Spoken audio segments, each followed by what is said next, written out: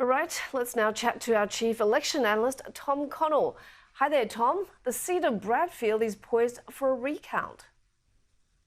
Yeah, that's the highly likely possibility for here. So I've been keeping a close eye on these votes as they come in.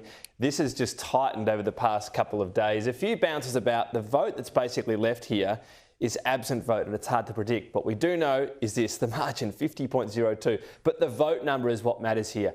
43 votes is Giselle Kapterian's lead. So what happens from here? There'll be a maximum 350 or so votes to come. They would be unlikely to break enough for Nicolette Buller to get in front. Unlikely, but not impossible.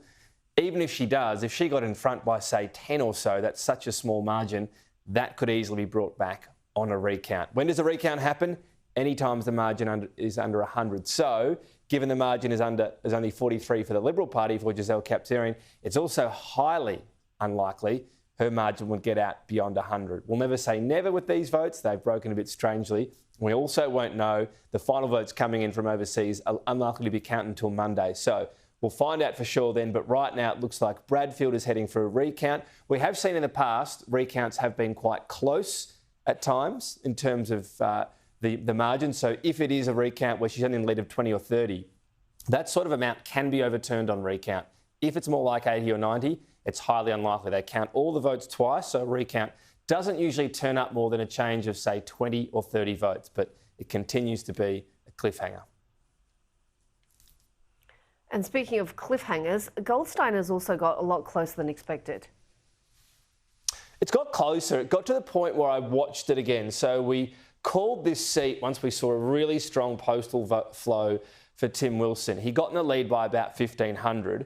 What happened after that is absent votes have flown at a really strong rate for Zoe Daniel. So you can see here, the margins come back down now. He's in the lead by only 258. The problem for Zoe Daniel, and this has been it the whole day along, I was keeping a close eye on it, there was never enough vote left at the rate she was tracking. And there's only about 450 votes left. To win from here, she'd need 80% of remaining votes. That simply won't happen. Even to get within that 100 of a recount, something in the order of 70. And that won't happen either. So it's still going to be a Liberal gain. I'm not expecting a recount either. What's been interesting is absent vote we expected to go at maybe 52% Zoe Daniel. Look what it's actually gone, 56%. And the other absent early vote as well was a similar story. So just on that, she's caught up nearly 500. That's meant this is a lot closer, but still confidently saying Tim Wilson will win the seat of Goldstein. So where does that leave the tally overall? Yeah, let's take a look. We've nearly finished things off. This is before the election. Labor 78, Coalition 56, Greens 4.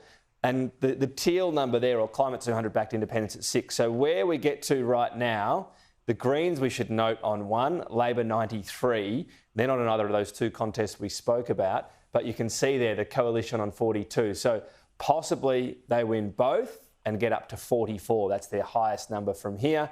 And Climate 200 either end up at 5 or 6. We will see. They've obviously lost the seat of Goldstein. They could win it back in Bradfield. That's a possibility. The other seat that is still in dispute that we won't know for quite some time as well is Calwell, because this is such a muddled primary. Labor leading. We have no idea who will finish second. If it's the Liberal Party, you'd expect Labor to easily win from preferences. They would win that. But will Carly Moore get up there? Will Joseph Ioana get up there? These are such muddled primaries that go all the way to a second page, and 13 candidates, would you believe, that the AEC is going to have to conduct this like a Senate count, knock them out one by one. That'll take quite a few days. So Calwell will be something we won't find out for a while. It is possibly the seat that gets Labor up to 94 if they win it.